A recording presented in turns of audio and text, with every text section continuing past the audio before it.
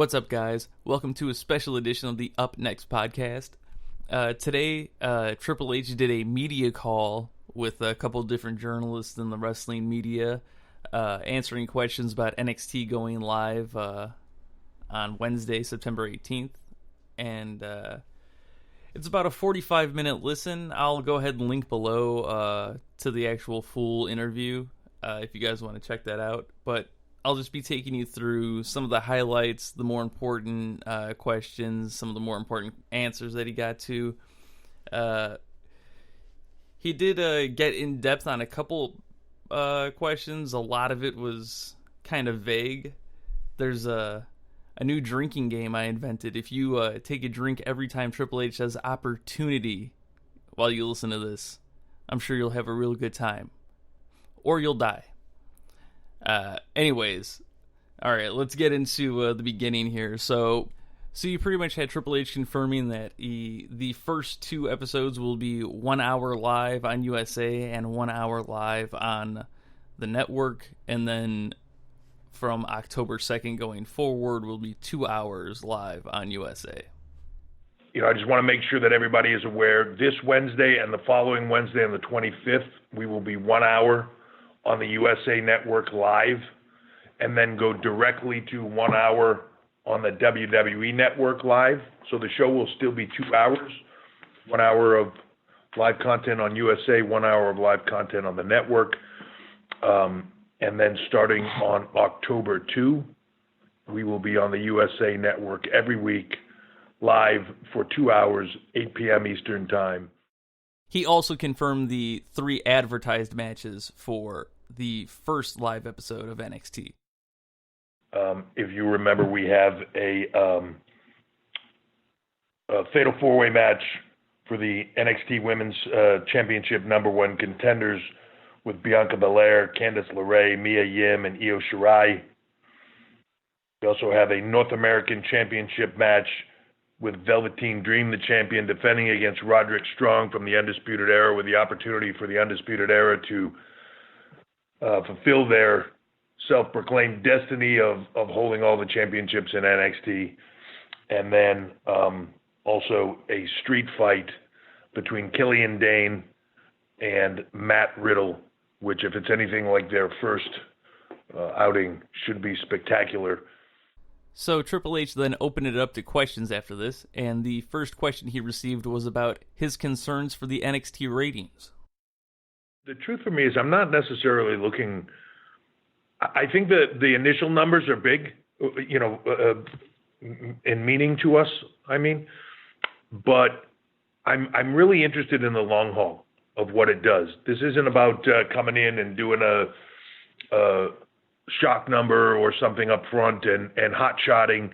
This is about building a brand and a whole nother franchise. As you've seen, we've done over the last 5 or so years with NXT. It's here we are, but I don't want it to look like, man, we're all guns blazing on these first couple of episodes, and I'm going to be uber disappointed if they don't do a certain number. I'm in this for the long haul. The second question that was proposed to Triple H was about the future of 205 Live. None of this is written in stone, but as time goes on, rather than seeing the Cruiserweight Championship defended under a Clash of Champions banner or something like that, you see it at a takeover or you see it someplace else. It doesn't mean that it can't take place in those things.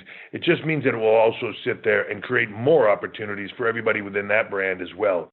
Now, Triple H also took the time to shoot hard on online speculators. And let me give you a little example of the drinking game I was talking about earlier with the opportunity. Hold on, Mike. Wait just a second now. You're saying that I spoke to somebody and then you guys took it and ran with it and created conspiracy theories and alternative universe suggestions? I did. I don't believe that for a second. A lot of talented performers there. Sometimes they don't always get the bigger opportunities to showcase what they can do, just due to where it sits and the the opportunities that they have. So if this can offer them more opportunity to showcase how amazing they are as performers, that is exactly what I want to do. It's all about giving them the best opportunity. If there's an opportunity for them to do something there, Okay, so that was 5 just in that one clip there. So if you're playing along at home, you're hammered. Anyways, all right, so we'll go on to the next question. And the next question was about NXT UK performers becoming more full-time NXT performers being on the USA Network. I think if you look at it in a manner of the NXT UK brand sitting in that NXT bucket, I think you're going to see a lot of performers that are regular NXT UK talent crossing over into NXT on USA Network. Whether or not they become full-time on either brand, depending where they are, just like you've seen performers come from the US and go over there, I think you will see back and forth. That you might see a performer that comes into Full Sail and has a 2 or 3 month run and then ends up back in the UK, like a sort of a program or a storyline here, and then move back. I think you'll see back and forth.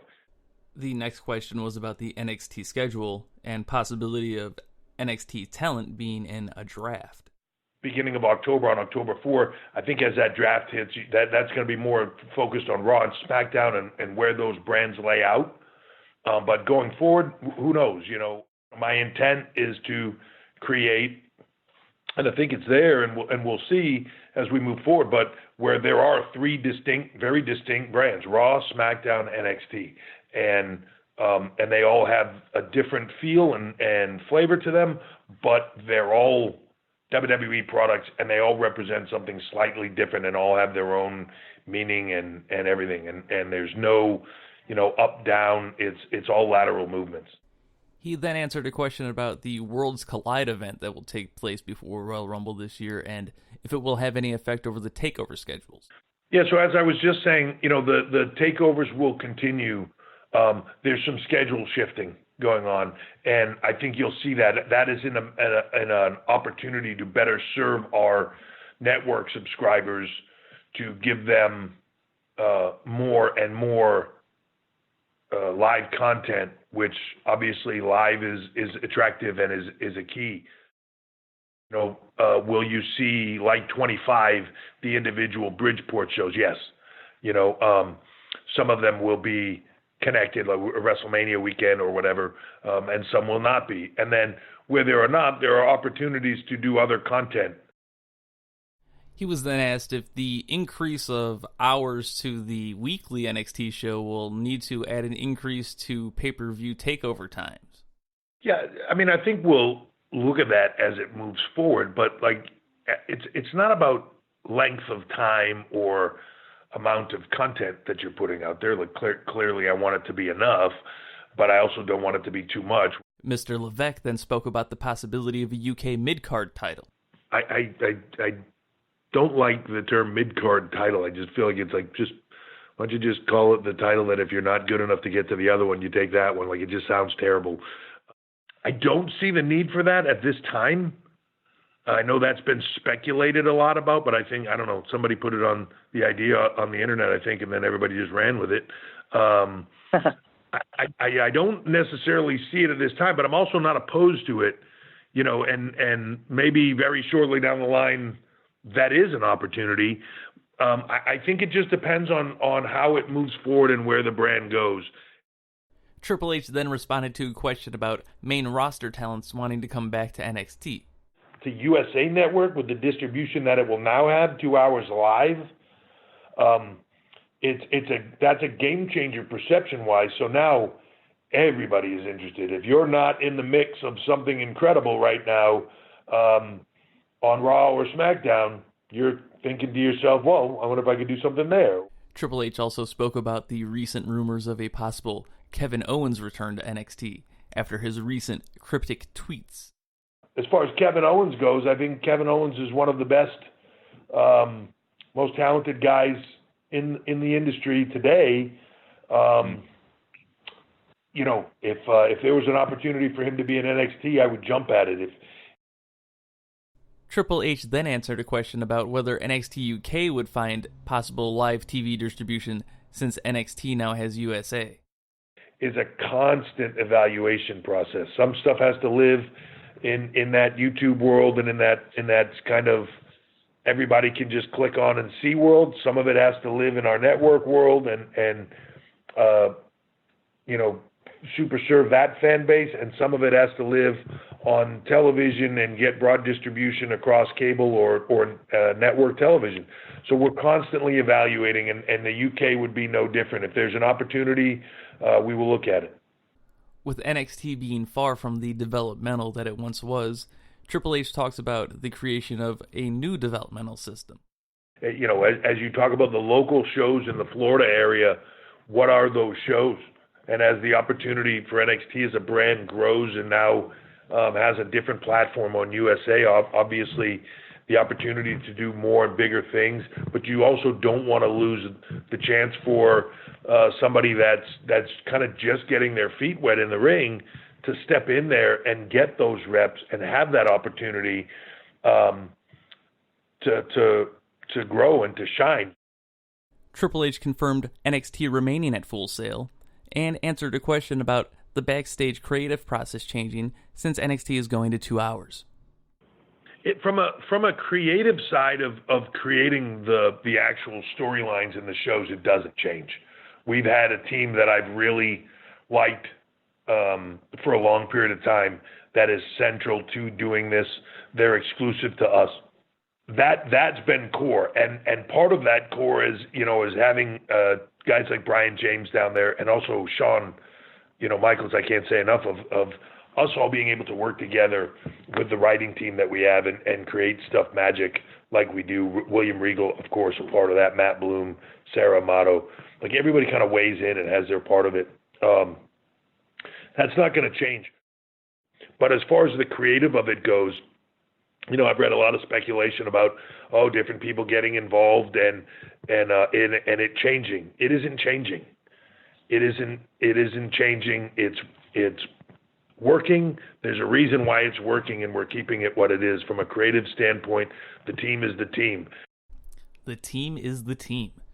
So there you go. That pretty much wraps up all the highlights from the media call that Triple H did this morning in regards to NXT going live this Wednesday on USA Network. You can follow the Up Next podcast on Twitter at UPNXTPod. And this is all brought to you thanks to the No Holds Barred Network on Twitter at NHB Network. I've been your host, Skelly Bones. Again, you can find me on Twitter at Bones_Skelly. Feel free to send me your comments or questions. This has been Skelly, just letting you know what's up next.